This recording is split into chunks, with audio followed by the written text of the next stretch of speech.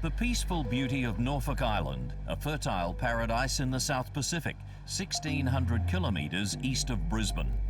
Tourists come from all over the world for its spectacular scenery and its unique history, as well as to experience the isolation and the tranquility.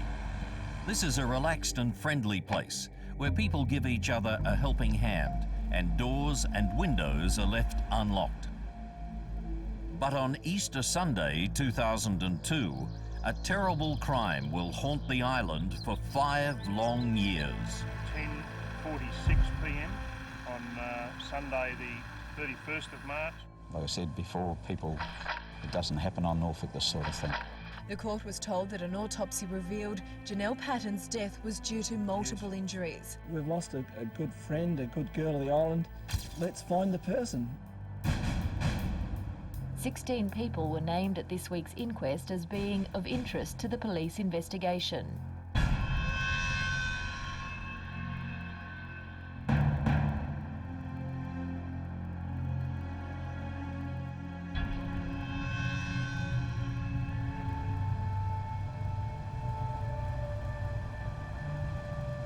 The volcanic outcrop of Norfolk Island is discovered by Captain James Cook on his second Pacific voyage on the Resolution in 1774. Covering only 40 square kilometres, its first use was as a jail for the most irredeemable convicts from the Australian colony. After the jail is closed, the island becomes home to the descendants of a much more notorious group of criminals, the mutineers, who staged the revolt against Captain William Bligh on HMS Bounty in the South Pacific in 1789. Today, there are more than 2,000 Norfolk Islanders forming a close-knit community and a complex web of families and interrelations. The island is now administered as a self-governing territory of Australia, but still has its own laws, including strict customs and immigration regulations.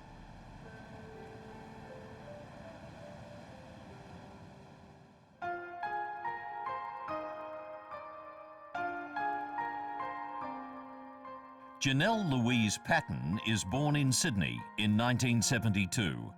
Her arrival causes particular excitement in the family, as she is not only Ron and Carol Patton's first child, but the first grandchild on either side of the family. Janelle has a normal and mostly uneventful childhood and grows into a pretty brunette with a wide circle of friends. She still was very family orientated. She was very loyal to her friends. She was very caring sort of a person. If she saw somebody in trouble, or she'd try and, march in and help somebody, and she was very forthright in her opinions, very determined, I guess, is one way of putting it, and bossy, all sorts of things, just a real mixture. By the time she's in her 20s, she's had some turbulent relationships, but can't seem to settle into anything permanent.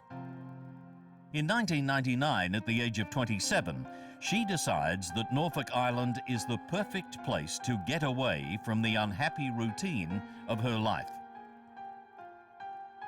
The time she went to Norfolk, I think she was looking for something. She was unhappy here. She was in a bit of a rut with her jobs, and she had broken a very close relationship which had broken up. Janelle takes a job at one of Norfolk's many holiday resorts and quickly adapts to the relaxed pace of island life, making new friends and having several love affairs. She's been working on the island for 2.5 years when Ron and Carol decide to visit her at Easter 2002. For weeks beforehand, Janelle repeatedly tells her friends how much she's looking forward to showing her parents around her new home. They arrive on March 30th, Easter Saturday. And she met us at the airport, but it was a rush. Everything was a rush. It always was with Janelle. And I remember, like, I'm looking around saying, oh, this is nice. Come on, Mum, come, haven't got time, you know. Open the boot, threw the luggage in. When we arrived at Norfolk, I commented, Carol, at the time, just how healthy and vibrant Janelle was. We then were given a grand tour of the island with a commentary of Janelle telling us all the finer points about it. She pointed out various places. Of course, we just bought a new camera, and I'm saying, oh, we need to take photos. Oh, Mum, we've got plenty of time to take photos. We've got to hurry, you know, rush. That evening, they dine at the Castaway Hotel, where Janelle manages the dining room. Walked through the door, she sort of clapped her hands, say, everybody, stop. You know, these are my parents, this is my mum, this is my dad. And of course, everybody clapped and said hello. And As Janelle has to work next morning on the breakfast shift, they agree to meet her for lunch.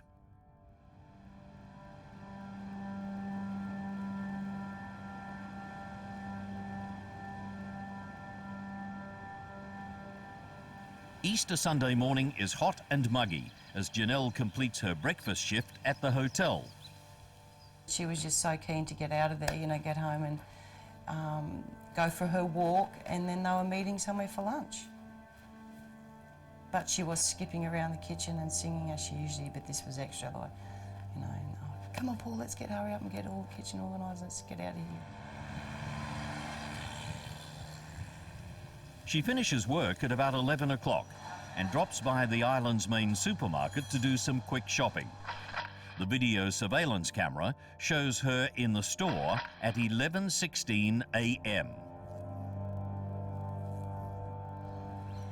On her way out, she briefly bumps into her landlady, Ruth McCoy, before heading home to her small flat behind McCoy's house in Allendale Drive. About 11:30, Ruth is returning home and sees her young tenant striding out on her regular morning walk. Janelle was stepping around the post. She was on the passenger side, and we just sort of waved, and that was it. She was gone, we were gone round the corner. Thought no more of it.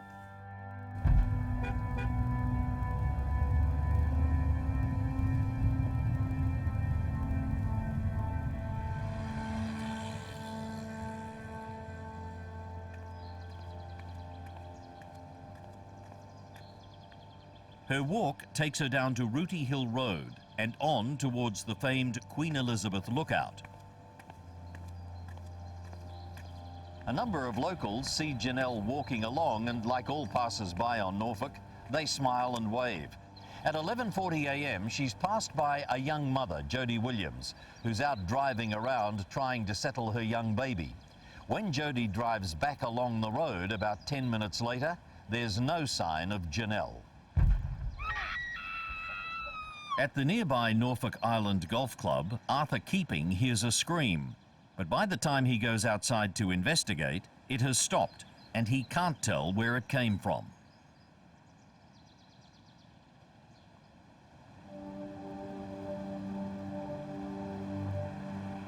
we'd been out in the morning, and then we got back to where we were, had some lunch, and 1 o'clock came and... Weren't so much worried about 1, but by 2 o'clock, where's Janelle? They decide to go off to nearby Emily Bay for a swim. And they return to their hotel and then drive to Janelle's flat. And then one of her friends, Katie, came and called out, and we said to her, "Have you seen Janelle?" She said, "Oh, not since this morning." The friend, Katie Nobbs, drives off to see if she can find Janelle, but can see no sign of her. Ron and Carol then join the search. It's getting dark when they return to Janelle's flat, and they meet up with the flat's landlords, Foxy and Ruth McCoy, who confirmed that Janelle went walking at 11 that morning. That was the last that they had seen of her, so this made us a little bit concerned. So we decided to ring the police, and the fellow asked us to come down the station. And I don't know now, but I think at that stage I just thought it would be to report, you know, to fill out a report form or something like that. We went to the police station and that's where it all unfolded from there.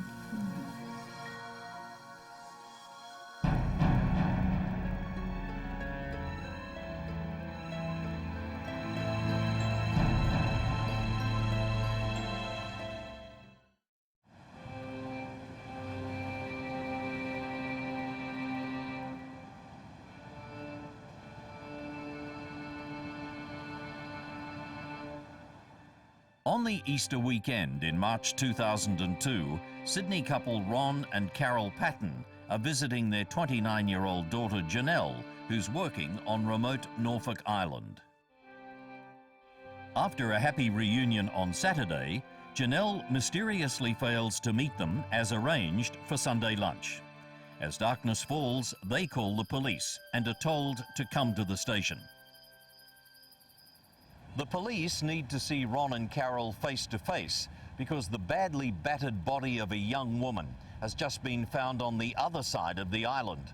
At about 6:15, two New Zealand tourists had been walking at the Cockpit Waterfall Reserve when they'd come across the body, partly covered in black plastic sheeting. And when we got to the station, I saw this fellow standing.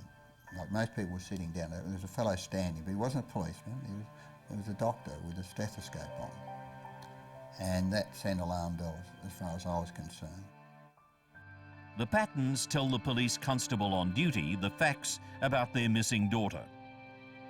He said, I have to tell you, he said, a young body of a young woman has been recently found, and he said, before we talk anymore, we must decide, ascertain whether it's your daughter or not. To spare the Pattons the horror of possibly identifying their daughter's body, Ruth McCoy volunteers to go to the reserve. It's after 9 p.m. when Ruth sees the partially covered body and immediately knows it's Janelle. And it was, you could tell it was her shoe. I'm sure it was her shoe, you know. And then it was only her face that was showing, her left side of her face, which to me wasn't damaged at all. Her hair was over the top of her head. I believe we're in a state of shock. I believe we floated. Yeah, you're going through the motions, and we're very supportive of the help that we were given. I sort of vaguely remember thinking, oh, she's been hit by a car. Like, what else would happen to somebody? There's been an accident of some sort. And maybe not hit by a car, but certainly an accident. And I said, oh, what happened? And somebody, I guess it was Brendan, but I don't really know, said, oh, it looks like she's been assaulted and stabbed. The murder makes news headlines around the world. The peaceful Norfolk Islanders are stunned by such a terrible crime occurring in their midst. Yeah, it made everyone feel a bit uneasy because, well, I felt like that because maybe he was after young people or maybe someone who was associated with her. You just don't know what's going through a person who could do that. It's mine. We have a number of widowed ladies and single ladies living on the island, and some of them, these widowed ladies, some of them were very much feared for their own safety. The Federal Police in Canberra are alerted, and they assign one of their most experienced investigators, Detective Sergeant Bob Peters, to the case. This is the first murder in more than 100 years, and many locals are convinced that the killer has to be an outsider.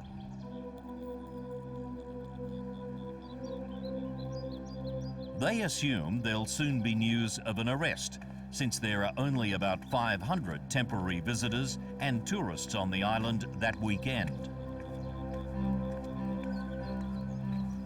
And I went with my workmate at the time, Tony Edmondson, and there we stayed, more or less. We were originally there to help them out for about 10 days, and I think there was a bit of an expectation that the matter was going to be solved quickly.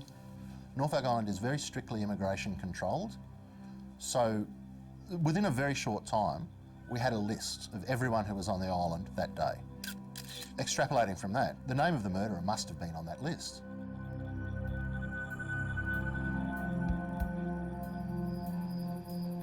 The investigation is given the title Operation Dunedin, and its first priority is to perform an autopsy. There's an anklet, gold in colour. There are a lot of superficial cuts about a face and about the front of the neck. There was some on the right shoulder as well, and those injuries were caused by a sharp object like a knife or a broken piece of bottle, with an assailant coming up very close and cutting the skin. The knife wounds include a deep slash across her face and a stab wound in her eye that fractured her skull. She had several lacerations or injuries where the skin tears about the head region, and we found fragments of glass in her hair. And I think that those injuries came about by being struck with an object, a blunt object such as a bottle or a vase or something like that. As well as the glass fragments, some flecks of white and green paint are found on her body. The injuries extend from her head to her feet, and she has a number of broken bones, including a dislocated ankle and a fractured pelvis. Then there were other injuries. There were grazes on her back region. There were bruises in many areas of the body. There were round grip marks on an arm near the wrist, making me think that at some stage during this assault, somebody had grabbed her wrist and tried to restrain her. Although Janelle's clothes had been neatly cut away from her body, there was no evidence that she'd been raped. There were cuts to her lower legs, just above the ankle region, made with a sharp weapon like a knife again. There were multiple abrasions on the knees. There were other bruises to the sides of the body, and there were other marks to her back, a combination of abrasions and bruises that had a somewhat distinctive appearance and made me think that possibly a rod or something like a tire lever might have been used to inflict some of those injuries. The wounds clearly indicate a savage and sustained attack lasting up to 10 minutes, during which time she fought back fiercely. For this reason, Dr. Carla suspects that only one attacker was involved, because two or more would be expected to have overpowered her sooner.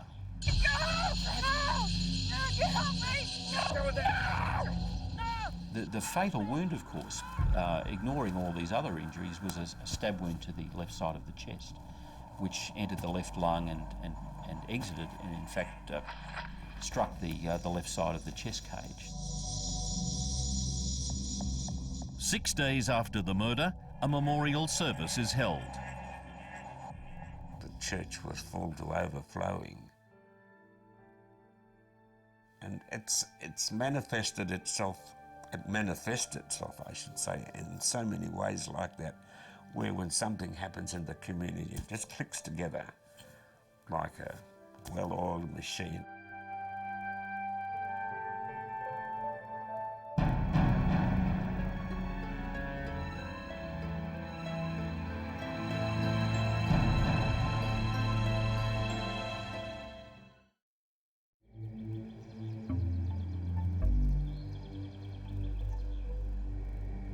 Australian Federal Police detectives have been sent to Norfolk Island to help with the investigation into the murder of 29-year-old Janelle Patton. The early days of the investigation are taken up with tracking Janelle's last hours alive, examining the area where her body was found, and establishing the approximate time that she was left there. That afternoon there'd been a really heavy rainstorm, around 3:30, 3:45. It was not uncommon on Norfolk, but this one was torrential. It lasted 15 minutes, but the amount of water that fell was phenomenal.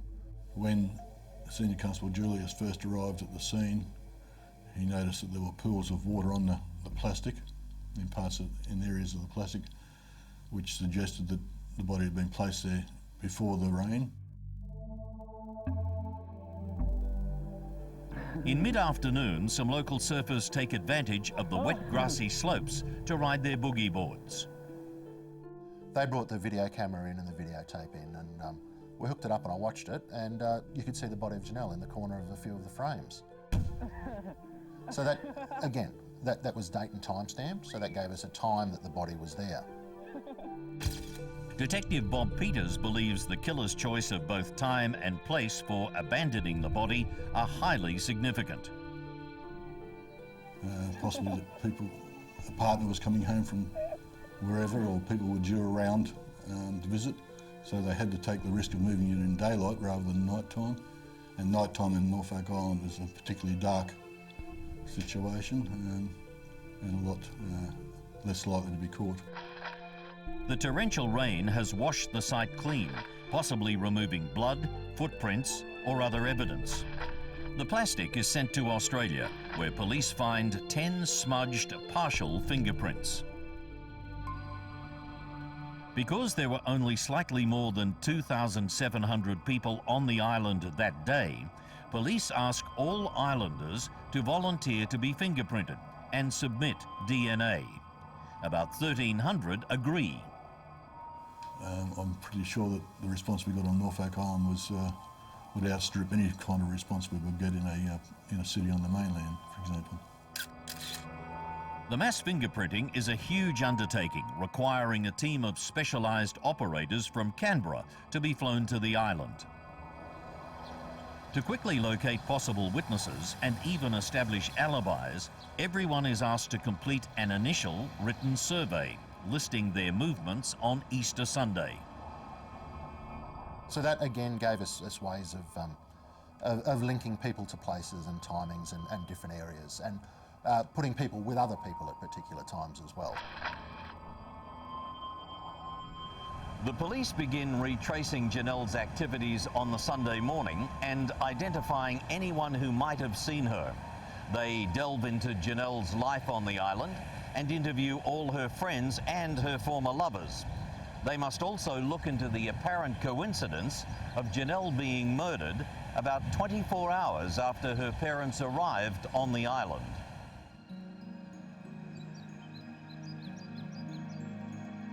While Ron and Carol are quickly eliminated, Peters compiles a lengthy list of people who'd had some contact with Janelle.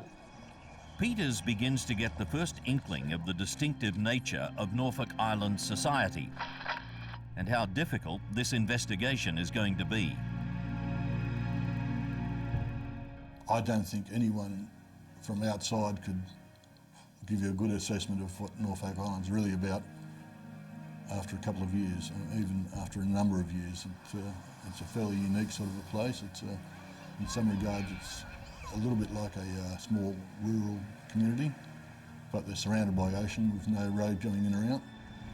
The islanders are helpful and cooperative with the police, but like all small communities, for all the outward kindness and sociability, Norfolk has its simmering rivalries, petty feuds and jealousies. There are some accusations that some locals are using the investigation as a chance to settle old scores, but police dismiss such claims. During the next 2 years, Peters conducts thousands of hours of painstaking investigation. He gradually comes to focus on 16 persons of interest, people he believes could have had a motive. Some, like Ron and Carol, are quickly cleared, but others, including a number of Janelle's friends and former lovers, require closer examination. Eventually, Peters reaches the point where there is nothing new to add to the investigation. He's convinced that someone on the island must be hiding the killer's identity. And this was an attack that happened in broad daylight, in a place where if you snooze at 2:30 in the morning, people quite often tell you that you need some medication when they see you at 8 o'clock in the morning. The case is sent to the ACT and Norfolk Island Chief Magistrate Ron Carl. Exactly 2 years after the murder, The coronial inquest opens in the Norfolk courthouse at the Colonial Military Barracks.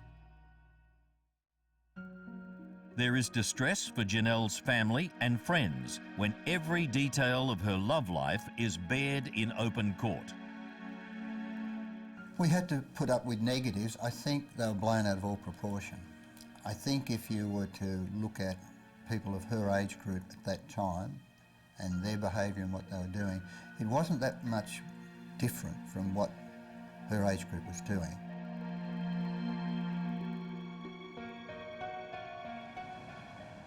The inquest reaches a climax when the coroner uses a rare tactic trying to break the case open. He releases Detective Sergeant Peters' report, which names 10 persons of interest. But it certainly caused a lot of heartache and a lot of finger pointing and major problems for the island as everyone was looking over their shoulders and pointing fingers at each other. Not only do the police not have the usual single suspect on whom they can concentrate and gather evidence, Peters is forced to admit that there's a wide range of possible motives. But one thing is clear: nothing in her relationships with each of the persons of interest can remotely explain the ferocity and passion of the attack on Janelle. From a clinical point of view, the disputes that she'd had with people, I couldn't see as being sufficient that would trip somebody over the edge. After 4 days reviewing the evidence, Coroner Ron Carl handed down an open finding.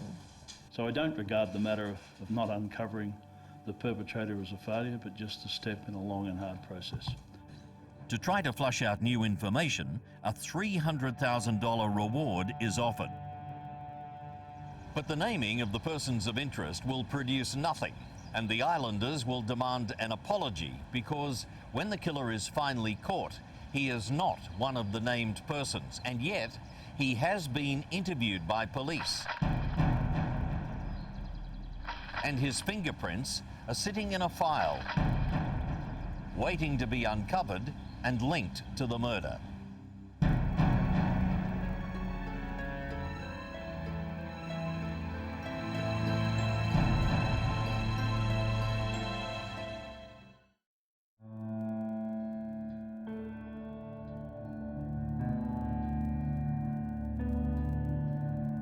The investigation into Janelle Patton's murder has lasted 2 years, and police are still no closer to finding the killer. The coronial inquest has released the names of key people who've been investigated, but there's no firm evidence to link any of them to the killing.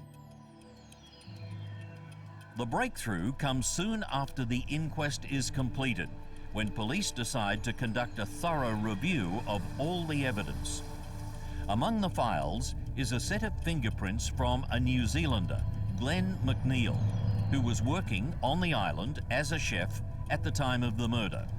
His prints had been taken when he was interviewed about a minor break-and-enter case. During the interview, McNeil was also questioned about his whereabouts on Easter Sunday.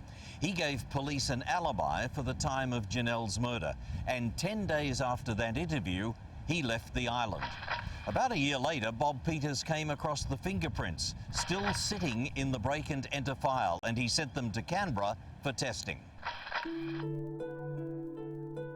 At first, they did not match the prints on the black plastic sheeting. It was originally considered to be another part of his hand, so the comparison didn't match up. And then they looked at the fingerprints again and realised that what they thought was one part of a finger turned out to be another part of a finger. And then they identified it as Mr. McNeil's. Peters is wary. He knows there could be many reasons for people to have touched the plastic before the murder. I'd been on the roller coaster so many times that I refused to get myself too excited. I thought, well, okay, so he's touched the plastic. Let's see where it takes us from there. In his interview about the break and enter, McNeil had told police he was at home on Sunday. He claimed to have had a number of phone calls with his wife, who was at work. His wife had confirmed she'd made the call and that he'd driven to the hotel to bring her a cut lunch. We then got access to his, by warrant, to his old telephone records and established that there was no such phone call from the hotel to their house that day, which cast considerable doubt on her alibi for him. The police then discovered that McNeil's marriage had broken up soon after the murder. They also found that he'd owned a white four-door Honda car. Now, this was significant because several witnesses had reported seeing similar cars around the Rooty Hill Road area at the time of the murder. A search is started and a public appeal issued. And in December 2004, the car is finally found abandoned on private land, not far from McNeil's former home. We executed the search warrants on that car, on Mr McNeil's old flat and the grounds of his old flat. We also executed a search warrant on the house next door, which had been a building site at the time, all for the purpose of forensic examinations. The car is taken to a secure, sealed shed where it won't be contaminated. In stifling summer heat, a team of investigators conducts a microscopic examination over 3 days, taking the car apart piece by piece. Their diligence remained as high as all get. I had to get to the stage where I had to say, time to take a break. You're going to kill yourself if you keep this up. I think they went through about 3 different vacuum cleaners, burnt the motors out of them, just because of the humidity. The examination produces some human DNA, along with some hairs, some fragments of glass, and flecks of white and green paint. Matching glass fragments are found outside McNeil's former home, while the white paint flecks match those on Janelle's body. Some of the hair isn't suitable for normal nuclear DNA testing, and it has to be sent to the United States for a more complex process called mitochondrial DNA testing. This traces an individual's maternal lineage, so the hair is sent along with DNA samples taken from Janelle's mother, Carol. Amazingly, Bob Peters has to wait a frustrating 12 months to get the results. We had to fly those hairs over to America by safe hand courier. They were lodged with the DNA experts or the laboratory over there with a promised timeline that kept on getting extended and to the end where we said, well, we found another suitably qualified laboratory.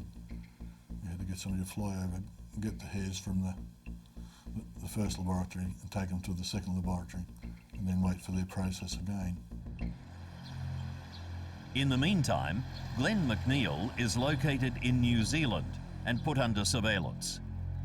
Since leaving Norfolk, he's formed a de facto marriage and fathered 2 children. When the test results finally come back, they show the paint samples match those found on Janelle's body, and the glass fragments are declared by several experts to match the glass found in Janelle's hair. Most important of all, the hairs match Janelle's family DNA.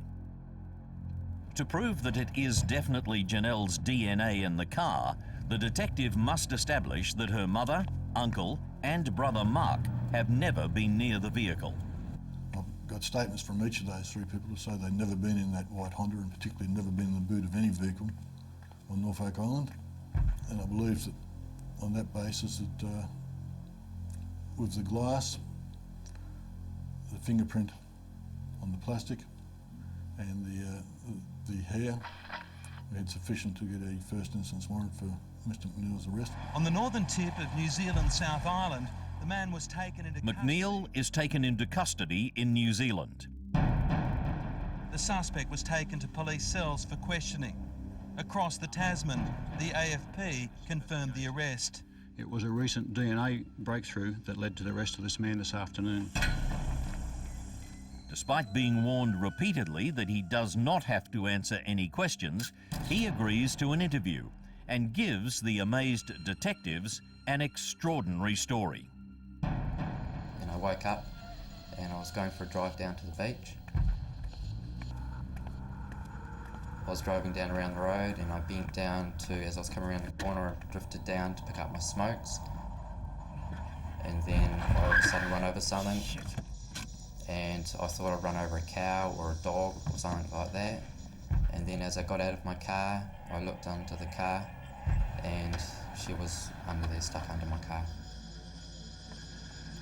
Oh shit! No, come on. What happened then?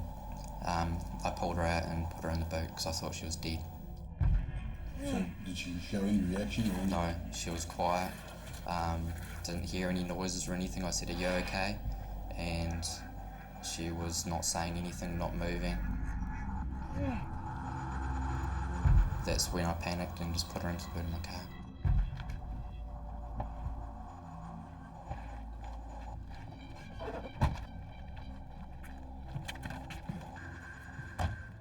And what did you do then? I drove back home and sat back home, and I just sat at home for about an hour or two, and then I grabbed the black plastic from out the back and I grabbed a knife and I think I stabbed her. But parts of McNeil's version of events do not match all the evidence.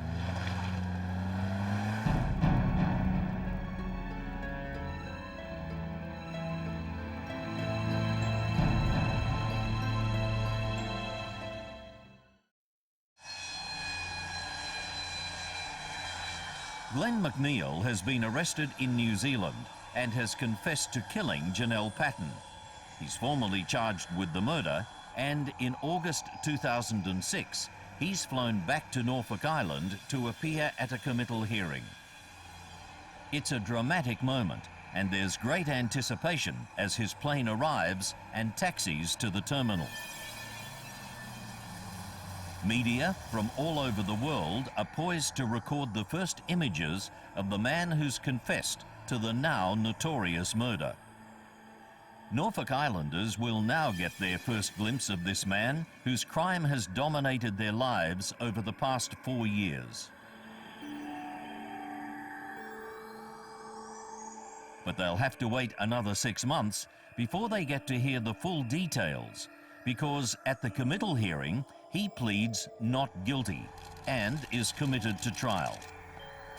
When the trial begins in February 2007, he formally retracts his confession, claiming he was mentally ill at the time of his arrest.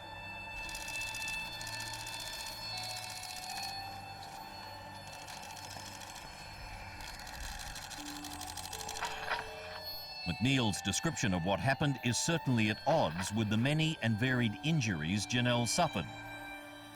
I think his confession, which was not a full confession, was admitting to the crime but trying to downplay the seriousness of it and his role and his culpability in it.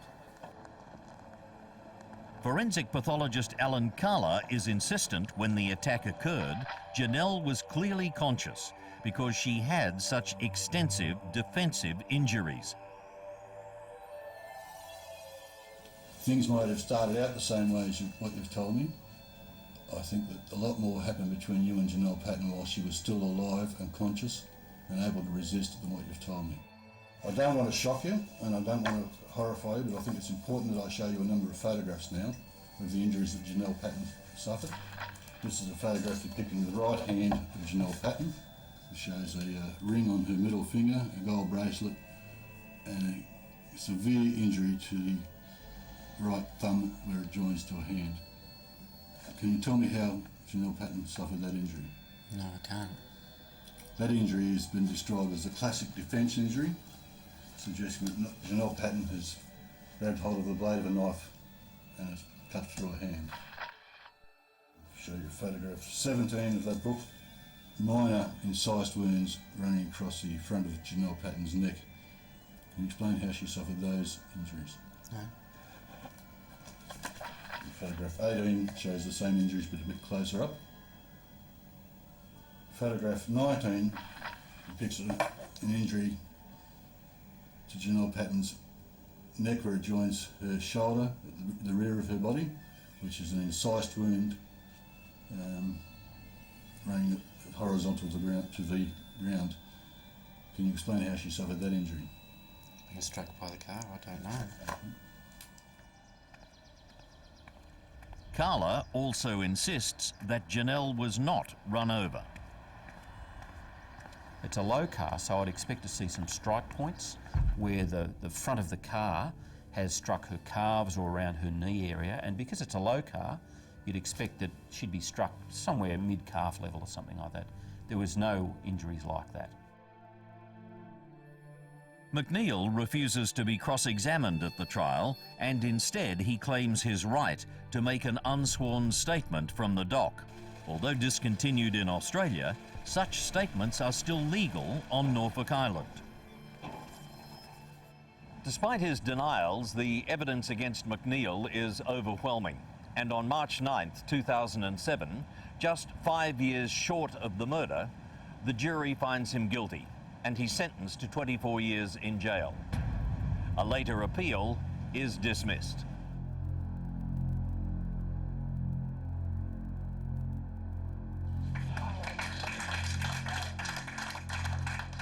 While Norfolk Islanders celebrate the conviction and the resolution of the crime, there's the lingering mystery of what exactly happened to Janelle. But based on the expert examination of her injuries and McNeil's sanitized confession, it's now possible to piece together the most likely scenario.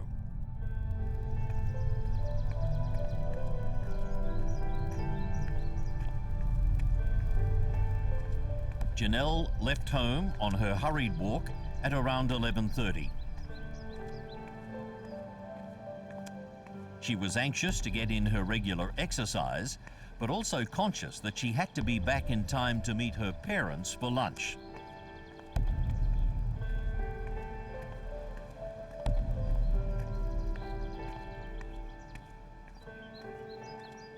She takes her usual course, turning into Rooty Hill Road and heading for the lookout, waving to her landlady, Ruth McCoy, and a few other passing cars, including Jody Williams.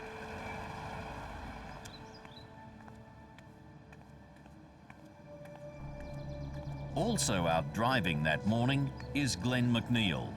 He's been smoking marijuana, and according to some who've studied this crime, it's believed he may have been taking anabolic steroids as part of his bodybuilding program. Steroids are powerful hormones which promote muscle growth, but are known to cause uncontrollable rage at the slightest provocation. McNeil's cocktail of illegal drugs has him on edge as he prowls the quiet island roads. He drives out towards the lookout, turning down Rooty Hill Road.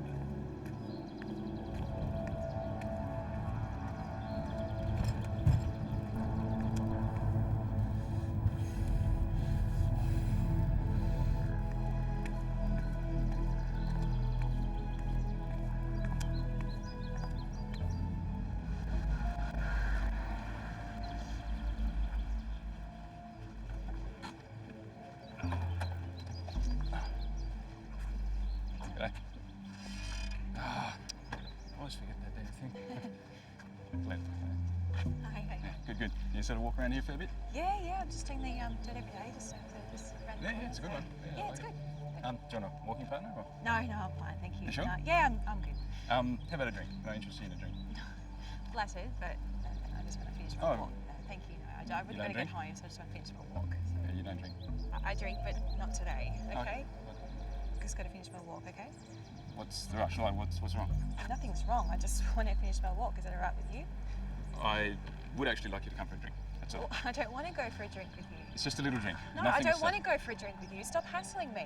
Why are you being such a bitch about I'm not being a bitch about this. You're pressuring me into something I don't want to do. Just It's no pressure. I just want you to come for a drink. There's absolutely no pressure. Just a drink. What the hell is wrong with you? Nothing is wrong with me. Just come for a little drink with me. I don't want to It's- drink it. What, one Leave me drink? alone. What's wrong with you? Come on.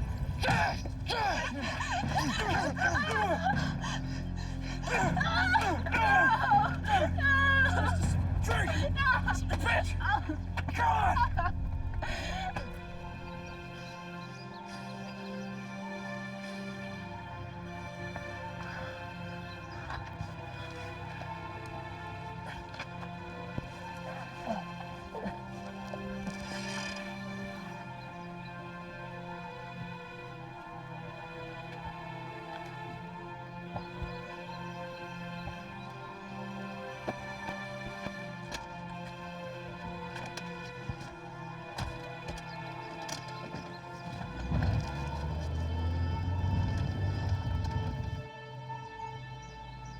Jody Williams, who'd driven past Janelle 10 minutes before, drives back again and sees no one. McNeil drives her back to his home, and armed with one of his chef's filleting knives, he goes to release her from the boot. If he intends to rape her, he's in for a surprise as she comes out fighting.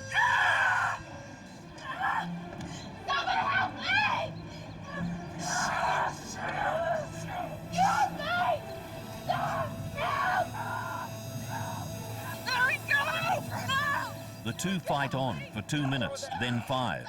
He can't seem to get the upper hand. Janelle is now convinced he means to kill her. Her adrenaline is pumping through her body. She's cut and badly bruised, but still finds the strength to resist.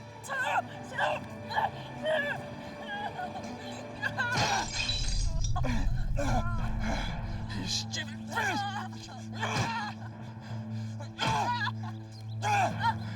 Oh, shouldn't have rejected me like that. During the struggle, he will inflict multiple knife wounds all over her body before landing a final decisive thrust deep into her chest. Convinced she's dead, he must now plan to dispose of her body. His wife will be home in a few hours. He won't be able to wait until dark.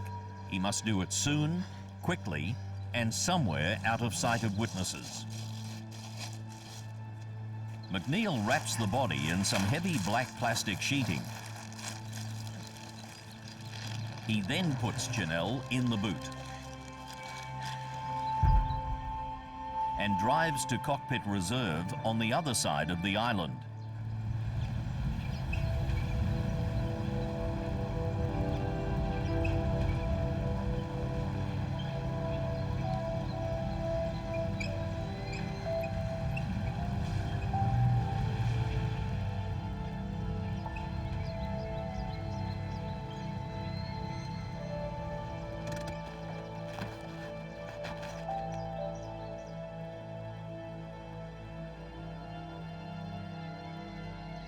After checking that no one's around, he quickly drags the body out and dumps it on the ground before driving away.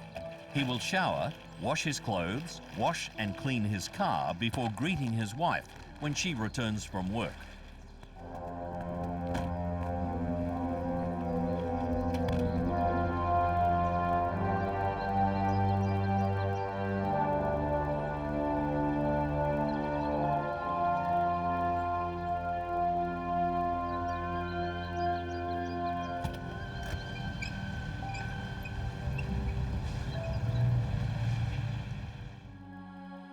For Bob Peters, the verdict and conviction are the end of 5 long and sometimes frustrating years in which he's had to shoulder often ill-informed criticism from those demanding a quick resolution to the case. Bob Peters is probably one of the best detectives I've ever seen on a case. I would, if something happened to me, I would hope he would be the investigator. For the people of friendly Norfolk who lived for 5 years in fear, their island home can finally retrieve its reputation as a peaceful paradise and return to normal. For Janelle's friends and family, it's important that justice has been done and that this vibrant and pretty young woman is well remembered. I would like them to remember Janelle as just a normal young girl on the threshold of her life who had that taken away from her. Just someone like myself who came over to the island, who really loved the island, who enjoyed working here. Someone who had a lot of skill and ability and yet never allowed to flower. Was proud of herself, kept herself nice, and just to be remembered as not the way that they've made her out to be. She was generally a lovely person, just like you and me, just getting on with her life. Going into her 30s, there's a possibility of marriage and family, and whether she went into a career or not, most probably not, but at least I think she would have made a tremendous mum.